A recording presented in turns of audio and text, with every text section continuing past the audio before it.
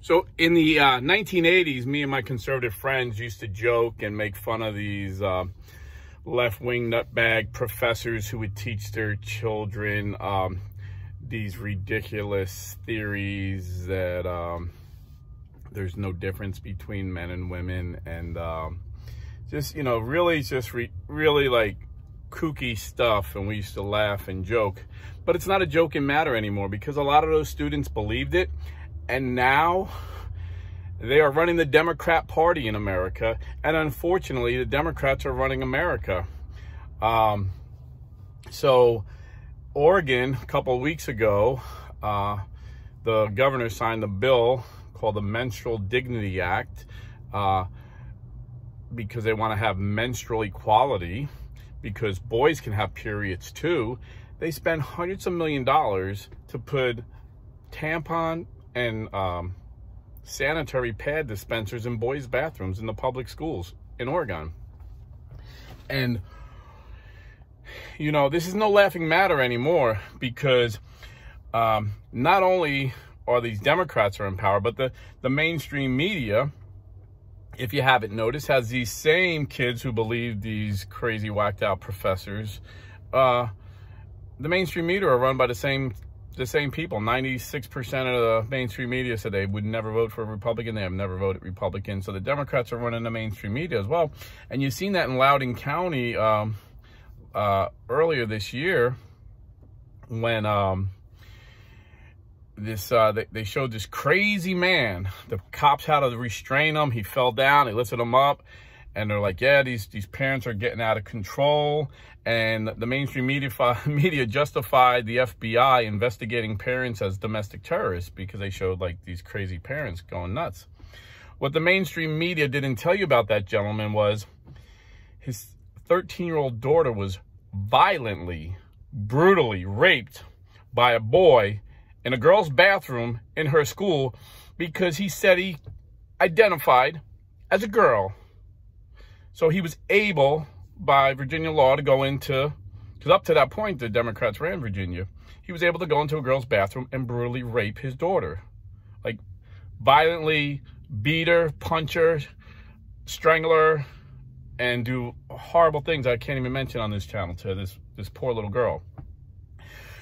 And when this father found out the fact that the leader of the school board knew this boy who dressed up as a girl and pretended to be a girl was guilty of raping another girl in another school, and never mentioned it because he knew it would hurt their agenda, their transgender agenda they're pushing through, their philosophy, their theory, this whacked out theory that they're pushing on all of us. This kid did it to another girl in another school, and that school board president had him transferred to that school, so he was able to do it again. This is why this transgender theory, as Pope Francis has recently said, is demonic. This is demonically inspired. But before I get to the demonic part of this, we got to deal with the political part, because we got to vote these bums out. These people are crazy SOBs running these school boards. And even in San Francisco, the most progressive city in the country, the parents got fed up and actually had a recall earlier this year, unanimously recalled these liberals. So the tide is turning, but we can't let up on the pedal. We cannot let up on the pedal. We've seen in Loudoun County, those parents stand up and rise and get together. And even though most of them consider themselves progressives, they voted out the Democrats, because the Democrats have become so demonic and extreme, pushing this evil transgender philosophy on our kids. And it's and if you just look at where it's coming from, you know, the public schools, and according to the public schools' own research, I mentioned it several times on this show, Dr. Shakeshaft, this scholar, did a study for the United States Education Department and found out the United States public schools has the worst child sex abuse problem in the country. 100 times worse than the Catholic Church at their worst. Right now, the Catholic Church, according to the FBI, is the safest place for a child.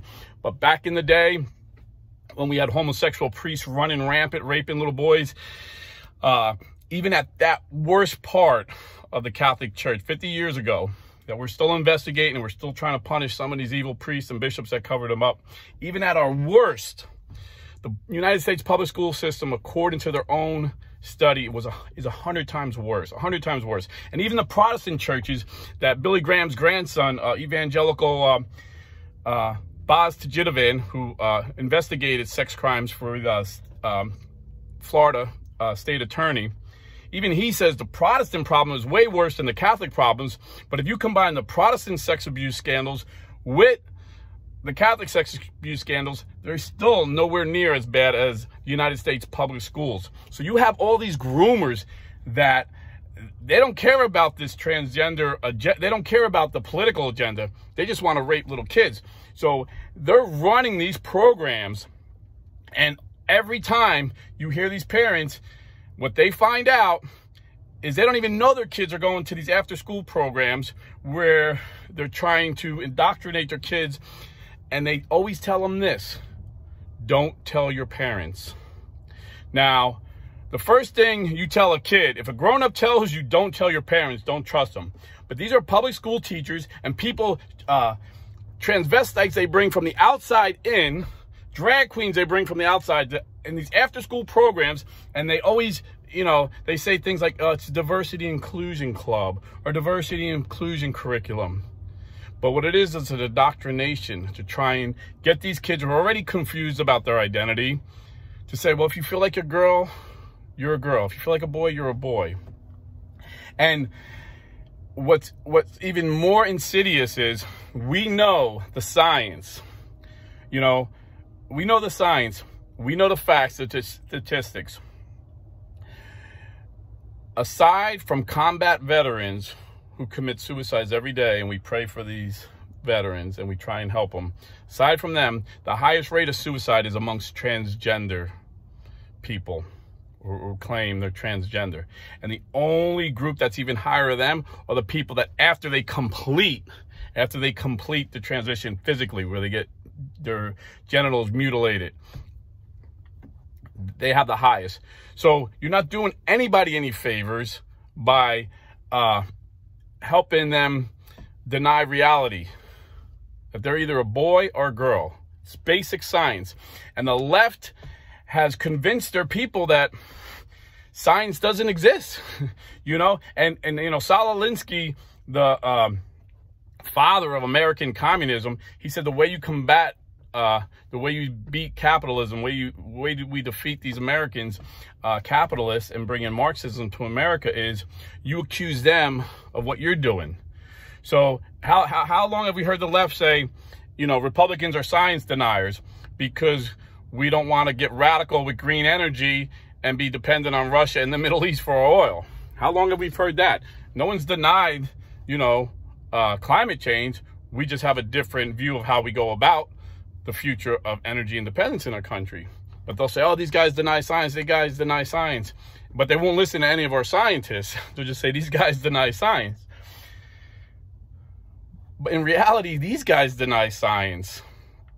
These guys deny science on the pro-life issue, obviously, but also on the common sense. You know, it's just common sense. Men cannot get pregnant.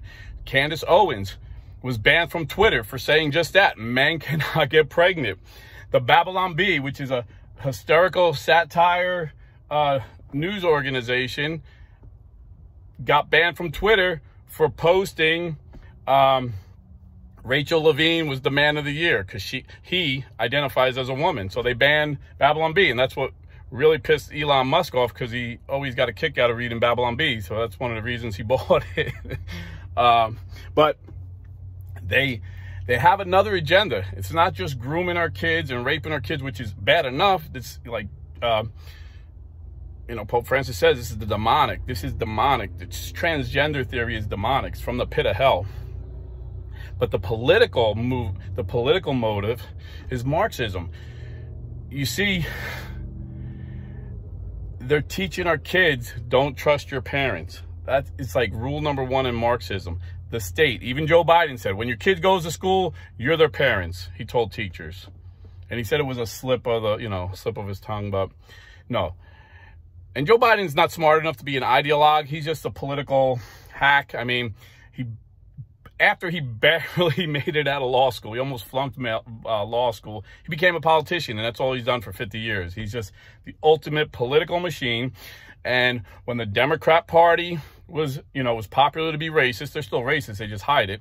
But when the Democrat Party, it was popular to be an outspoken racist in the 70s, he voted against desegregation and said publicly on record, I don't want my kids to go to a racial jungle. Go to school in a racial jungle. In the 90s, when it was still popular to be a racist in the Democrat Party, he called young African-American males super predators along with Hillary Clinton. And he sponsored a bill that put more African-American men away in jail for life than any other law, any Jim Crow law that the Democrats passed. And yes, every Jim Crow law that was ever passed in America was passed by Democrat lawmakers. Look it up.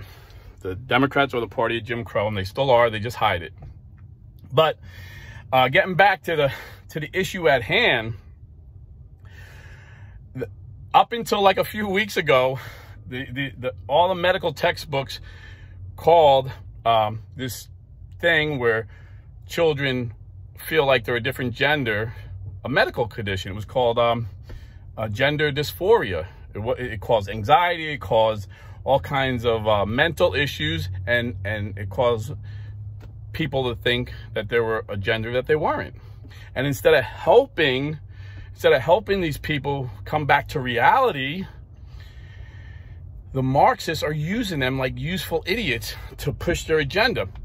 And again, the father of modern day communism, of American communism, Solinsky, also said this: the issue is never the issue. So Black Lives Marxists, they came out and said they were all about the Black Lives because Black Lives Matter.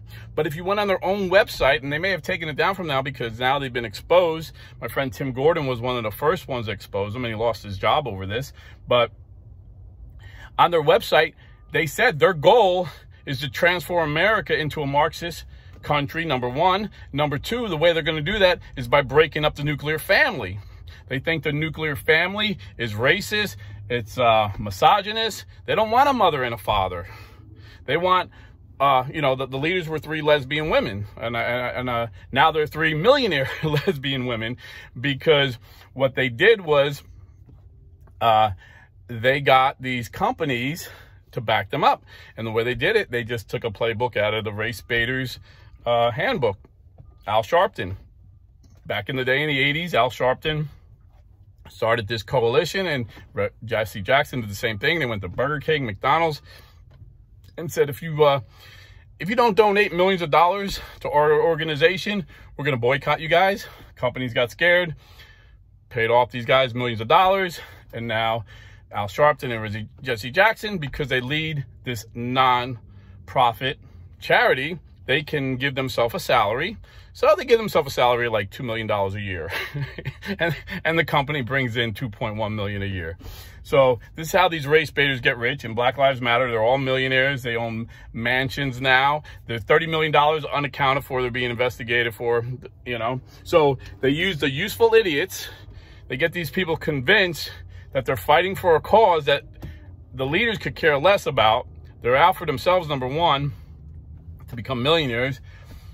But some of them are ideologues, and they want to make America Marxist. It's no secret. I used to say this years ago, liberals are just Marxists with smiles on their faces. Now they don't even have smiles. Now liberals are just angry as Marxists, and they want a revolution. But the good news is, people are realizing it. And the polls are showing the Democrat Marxists are going to get shellacked in November.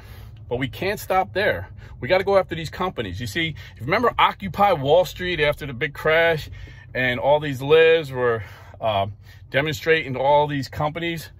Well, the companies said, okay, they got the same idea. We'll use these useful idiots too. So they got some leaders of the Occupy Wall Street groups get together. And they said, yeah, we'll support your cause. And you see that with social media, where they have memes of pregnant men. I mean, this is so ridiculous. And they support their causes. and they have all these woke agendas, and they have HR departments that, you know, teach critical race theory, where they teach you that if you're born white, you're born an oppressor. If you're born black, you're born a victim. Therefore, we got to have racial quotas. And it just, you know, just causing more racial division. This is what Marxists want. They want us to be divided. They don't want us to be united. And again, Joe Biden is leading this, not because he's some ideologue. Like I said, when it was popular to be racist in the 70s, 80s, and 90s, he was the most racist, outspoken guy in the Democrat Party. Now it's popular to be woke. So he's the most woke president we've ever had. Even when he was running for president, he had a foundation that donated money to children who couldn't afford sex change operations as young as 8. And then in the middle of a pandemic, to please his woke crowd in the Democrat Party, he didn't put a doctor in charge of the Health and Human Service Department. He put a lawyer who specializes in transgender lawsuits and all that crap. And then his deputy Health and Human Service director is a man who calls himself Rachel and dresses like a woman. And when Rand Paul, live on TV, asked him straight up, hey, the United Nations says genital mutilation is a crime. Do you agree with that?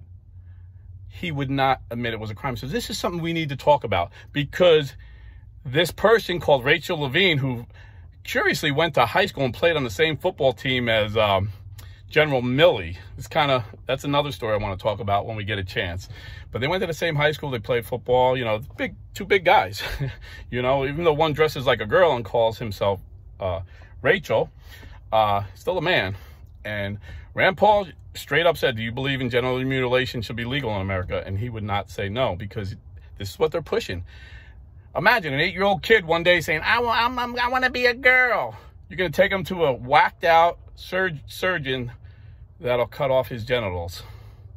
And what's going to happen to that kid? Statistics says he'll commit suicide by the time he's 18. So what we got to do is we got to tell these companies, you support this, we don't support you. Go woke, go broke. And you know, I don't want to sound like a broken record, but if you're buying or selling real estate, you need to go to realestateforlife.org, because that is not a woke company. I know the founder, and he was led by the Holy Spirit to start this company, realestateforlife.org, to support not only pro-life causes and pro-life voices like myself, but he supports freedom. He supports freedom and the American way. And we are going to use our influence and our money to change this culture. So if you're buying or selling real estate or have any real estate needs, go to realestateforlife.org. And not only will you help save America, you're going to help save unborn children. And you're going to help yourself, because we only have the most ethical, most experienced professional realtors on our staff. So God bless and stay Catholic.